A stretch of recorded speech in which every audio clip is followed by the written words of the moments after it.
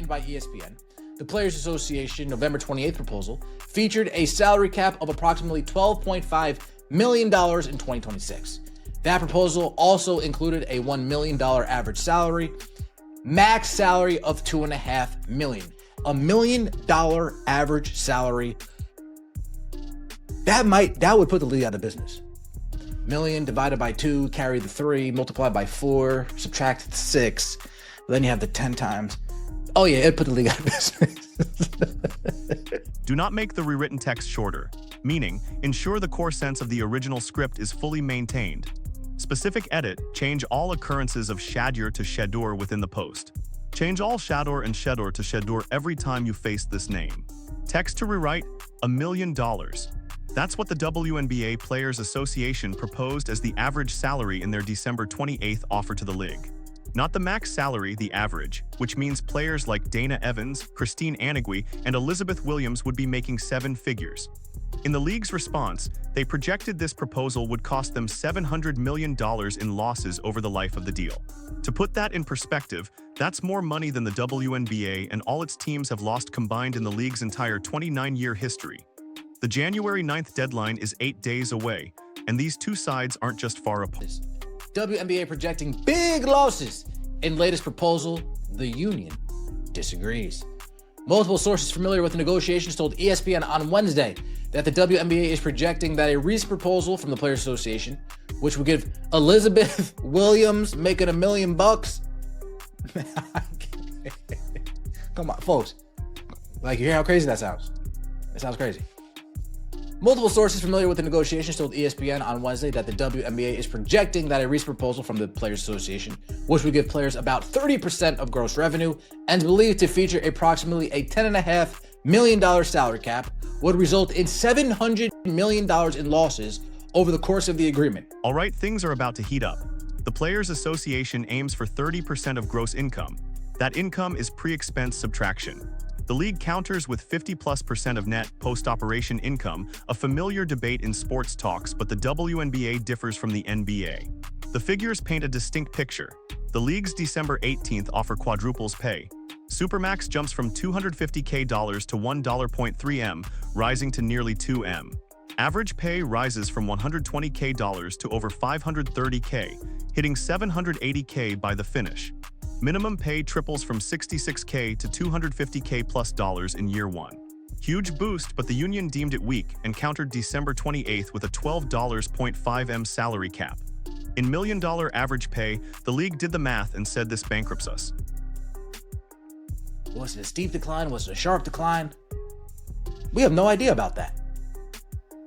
They're hiding something. Whether it's the owners or the players, they're hiding something. The projection, sources said, was determined based on previously audited league financial information. But the union believes its revenue-sharing model still puts the league in a profitable position. A separate source close to the negotiation said, and calls the league's projected loss figure absolutely false, citing a discrepancy in whether expansion fees are factored in. At this point, expansion fees are a Ponzi scheme.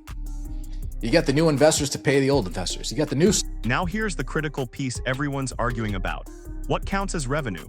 The Players Association wants expansion fees included in their calculations.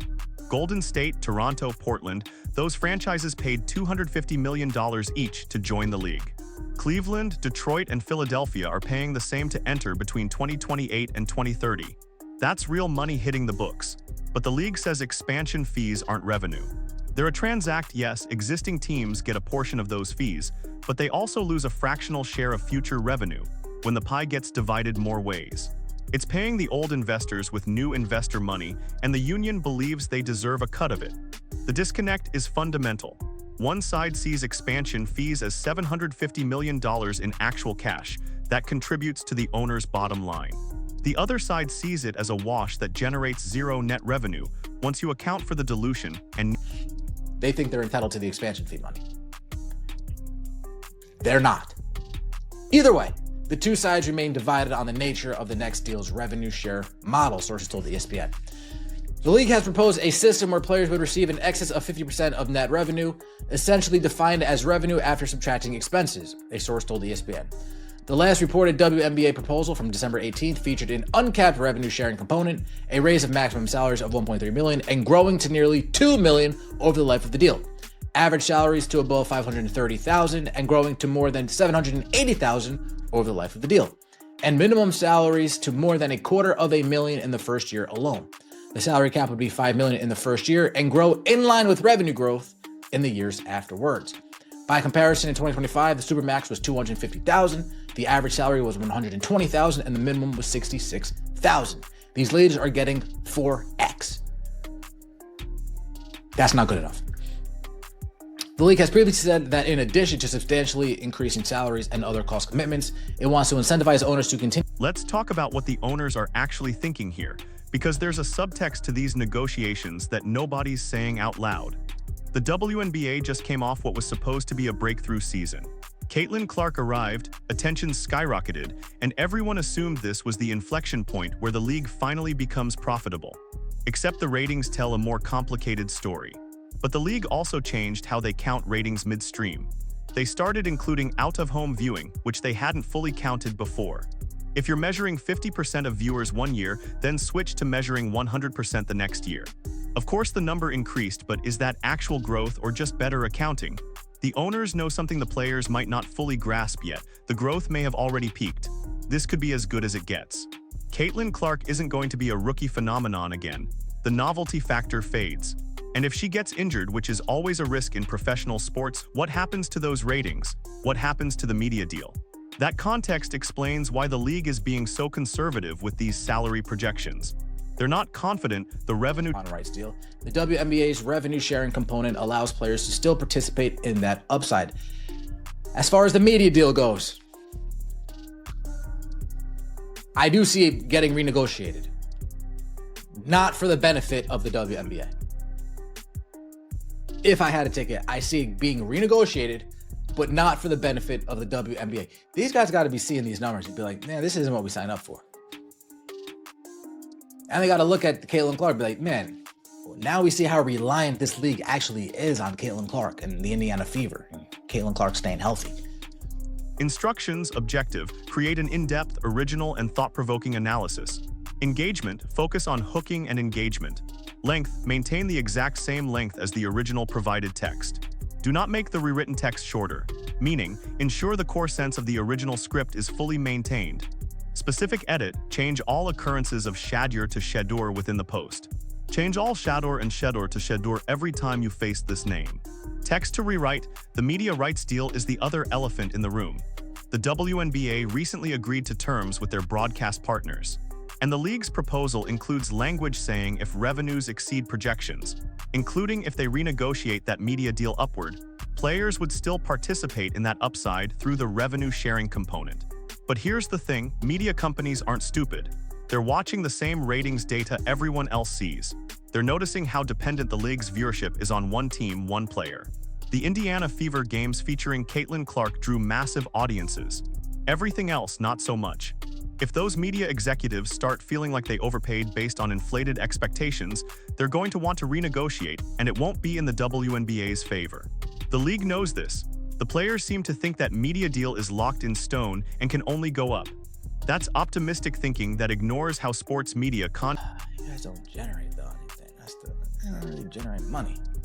More recently, as talks have continued, the union has proposed a lower salary cap closer to $10.5 million.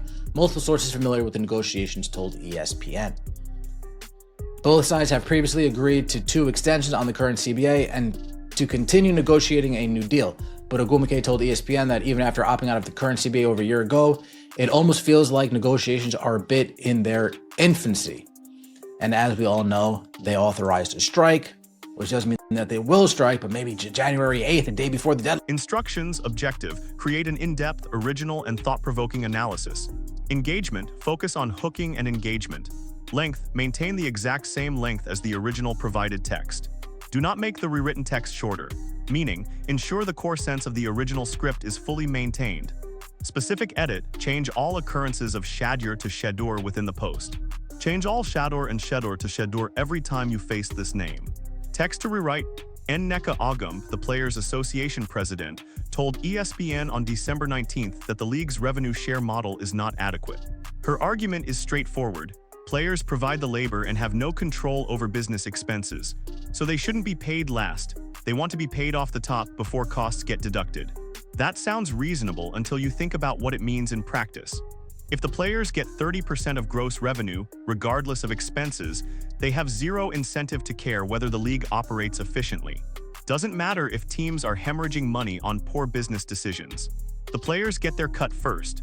The owners absorb 100% of the financial risk, while the players get guaranteed percentages of revenue they didn't generate. Because let's be honest about something. WNBA players aren't revenue the way NBA players do. The league has operated at a loss for 29 consecutive years. The only reason it still exists is because the NBA subsidizes it. That's not the players' fault, but it is the financial reality. Asking for 30% of gross revenue when you're not generating It's never going to get done. I don't care what I don't even care what the numbers look like. As long as that revenue sharing stays at 30%, that the players seem like they want it to stay at, it's not going anywhere. It's staying right where it is. Let me know your thoughts in the comment section below. I appreciate all the support. 8 more days until we find out what's going on. So here's where we are with 8 days until the deadline. The union authorized a strike vote, which doesn't mean they will strike, but it means they can. Both sides agreed to 2 extensions already to keep negotiating, but Aguamek said it almost feels like negotiations are still in their infancy, despite opting out of the current CBA over a year ago. The players aren't moving off 30% of gross revenue. The owners aren't agreeing to proposals that project $700 million in losses. Something has to give, and neither side is blinking. Let's think through what actually happens if they can't reach a deal by January 9th. The players could strike, which would be catastrophic for a league that just gained mainstream attention. You don't recover from canceling or delaying a season when you're trying to build momentum. Casual fans who just discovered the WNBA because of Caitlin Clark aren't going to wait around through a labor dispute. They'll move on, but the owners might be calculating that a strike actually helps them long-term. If the season gets delayed or canceled, it proves their point about financial sustainability. It shows the players' demands were unrealistic. And it resets expectations. When play eventually resumes, everyone will be grateful just to have games back, which gives the league leverage to hold firm on their terms. The players, meanwhile, are betting the owners won't risk losing the momentum.